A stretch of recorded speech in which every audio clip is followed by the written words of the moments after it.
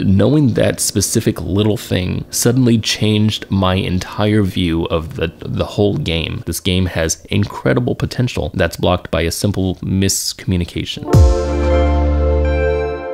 This is Games Over Coffee Consulting. This is where indie developers submit their games and I do my best to give feedback on their game design to see how we can improve it, maybe. Today we're talking about a game called Dejavu that was submitted to us by MiniSparks123. Okay, so this is the gameplay right here. This is Dejavu. This was me playing the game. And you'll have to forgive the recording. This one, it's a bit stuttery. So the game itself is a game where you play as a little cube. It's basically a switch game, a game where you land on switches and then open gates to go through. But the whole catch of the game is that it's time traveling. So you have to do one iteration where you hold down a switch and then a second iteration where you go through the door. You have to know what your moves are going to be in the future and how your present moves affect them. And it's interesting because it gets you fourth dimensionally thinking, which is pretty cool. If you want to play this game, there is a link in the description. I do believe this game should be developed further. I think there is a lot more to this game. The biggest thing about puzzle games, too complex of a puzzle, people are going to find it too hard, too simple, and they're going to find it boring. So you got to find some sort of sweet spot in between. As long as the person understands the tools at hand, they feel like they have enough confidence, then they can complete the puzzle. That's basic. I think most people who design puzzles know that, but this is something pretty interesting. In this game, the first level, I held open the door, went through it, and that was it. I'm like, cool, so I figured it out. So awesome, first level was perfect. Second level, same thing. It looks pretty simple, I know what to do. Third level was this, and I was like, instantly bored. I completely wanted to withdraw from the game. This is interesting because when you complete a puzzle, you get a little check mark. Unless you complete it a certain way, then you get a star. Any guesses as to what gives you the star? Well, it's not shown at all in the game. It should be communicated somewhere in the game that to get a star, you have to do a certain thing. But upon getting the star, I didn't know what I did. I tried to figure out how to get a star going forward, and I finally found out the way to get a star is to limit the amount of iterations that you use. Instead of using 4 on a certain level, you're supposed to maybe have a par 3, I guess, or a par 2 or a par 5 or whatever. And that doesn't sound groundbreaking, but it was groundbreaking. Knowing that specific little thing suddenly changed my entire view of the whole game. Every single level from the beginning, those first 5 levels that you see, so there's only 15 levels in this game so far. When you play the first level and the second level, you feel like, okay, getting to the exit is the goal of the game. And then when you get to the third level, it's not a puzzle at that point because you already know what the solution is, you know how to get there. Now it's just about the execution. And because this isn't an action game, the execution's really boring. And especially when you have to just step on switches and just sit there for a very long time until you get the next iteration and then, okay, go to another switch and then sit there for a very long time. But that's not the point of the game, right? The point of the game isn't just to get to the exit. The point of the game is to use as little iterations as you can to get to the exit. I didn't realize that the iterations themselves were part of the puzzle. If every single puzzle was about getting to the finish, then there would be no unique puzzles. Every single one of them would have basically the same solution. It would be go to a switch, hold open for a long time, then start the next iteration, hold open a switch, start the next iteration, hold open switch, and just keep doing that until you reach the exit. That's not a very complex solution. I just know what the solution is by looking at the level. But now that I know how to get a star, now it changes the way that I think about the puzzles. Now it's not about just getting to the exit. Now it's about how do I move my piece so that I don't need to use the next iteration. And that is completely unique. Every single one of these levels has a completely unique solution in that regard. The very first one is very easy and it's very simple, but then every level after has some sort of mix. There's parts where you have to spawn keys and you have to go to a place where the key would be and then move to an area in order to unlock a door in the future. That is insane. And that kind of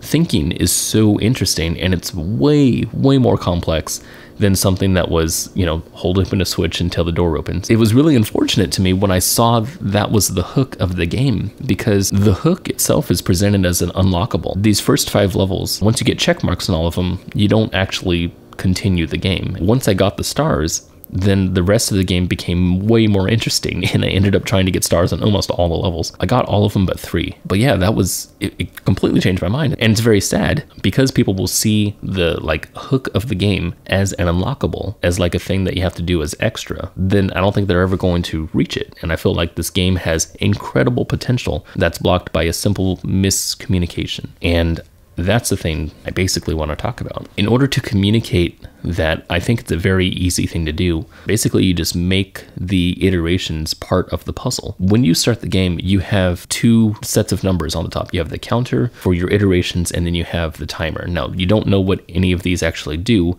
unless you stare at them.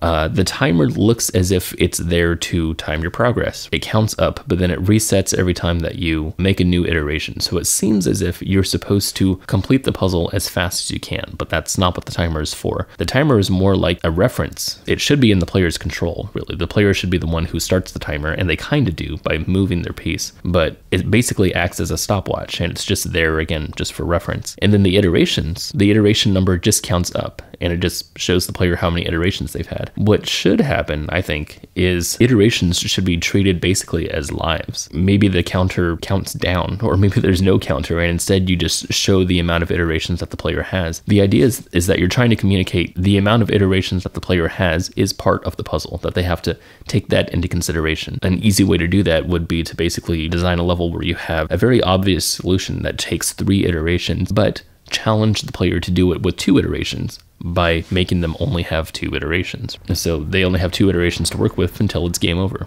That was another thing, was the game over in this game was very difficult to discern because the player is the one who has to choose whether or not to end the game. And that actually leads to a bug. If you quit a game and decide to try to do a different puzzle, then your little ghosties, your little iterations follow you basically, and they are kept in the memory. And so they should be wiped basically. In order to make the player understand that iterations are part of the puzzle, that needs to be part of the experience. And at the moment, I like the way that the levels introduce mechanics. I think you have a very good sense of teaching through game design, and I really appreciate that. That's really good stuff. The game is still pretty early, so I'm not exactly sure what I can say is missing or not, because maybe you're still planning on putting it in. I'll go ahead and say that I was very confused in the very first level because I didn't know that I had to do different iterations. The controls are shown on the itch.io page, and it's not really shown, I don't think, anywhere on the game itself. The only thing that's shown is a timer, a little counter. It wasn't until after I pressed spacebar and restarted that I then saw my second iteration go. And I was like, oh, and then it finally connected where I was like, okay, I got to use multiple iterations to reach the exit. So I would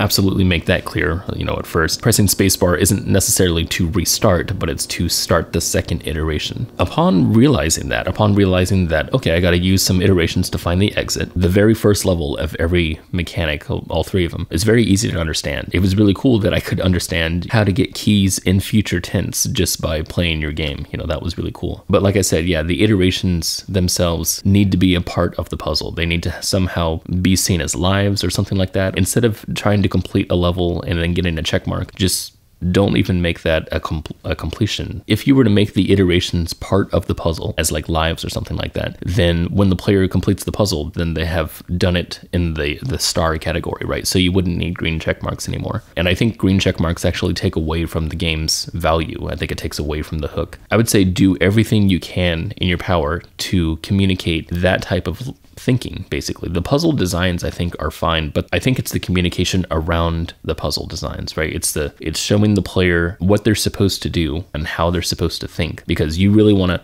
hit home that each of these have a unique solution, not the same solution. That's basically it, right? I mean, the hook in this game is the uniqueness of each of the puzzles, and I want to be able to get into that hook as soon as possible. So I would say design maybe the second level of each of these to take on that sense, or treating the iterations as lives, or somehow, limiting the player on iterations, because that's the part of the puzzle. That's basically it. That's the whole big thing I wanted to talk about. I wanted to go over some really quick quality of life improvements. When I say quality of life improvements, I mean improvements to the game that makes the player's life easier so that they have less frustrating times. One of those things would be, I think, having control of the time. So fast forwarding, for example. If a player has to go and sit on a button for 25 seconds, which I've done multiple times in this game, I want to be able to zip past that. I don't need to sit there for 25 seconds every single time. An immediate restart function would be really good, because a lot of times in this game you find yourself making a mistake, where I found myself making a mistake at one point. But I would like an instant restart, like something where I could press a button and then all of my data is erased from that level, and then I just, restart. One thing I think would be interesting is giving the player the ability to start and stop recording. Like in the beginning, for example, when I would look at a level, the timer wouldn't begin until I moved my player, but I would like to have that happen every single iteration afterwards, because once you move the first position, then you have to keep on your toes and you have to move really fast after that to make sure that you keep up with your past selves. It would be nice to control the action a little bit more by either pausing or somehow controlling the time. There's a couple bugs that I found in the game. One of them is that memory thing where your ghosts are kept, and sometimes your player will just die like before they get to the end of their turn. That happened to me on my first playthrough on the second level, and it really confused me. I don't know what that was about, but so that's a bug. I don't know how to recreate it. So I think that's pretty much all I have to say. This was really an interesting study on what hooks are. So I would definitely like to see this game again once you've put in a communication of somehow telling the player that they need to use the least amount of iterations possible. And I'd like to see it as like lives or something like that, something visual as opposed to text. That's everything that I got. So thank you again, MiniSparks, for submitting this game. And if you have a game and you're not this person, submit it to me. There's a link in the description. This is my second channel. I have a main channel called Games Over Coffee. That's at the end of this video. Okay, that's it. Bye. By the way, Games Over Coffee has a podcast. I believe there's a link in the description.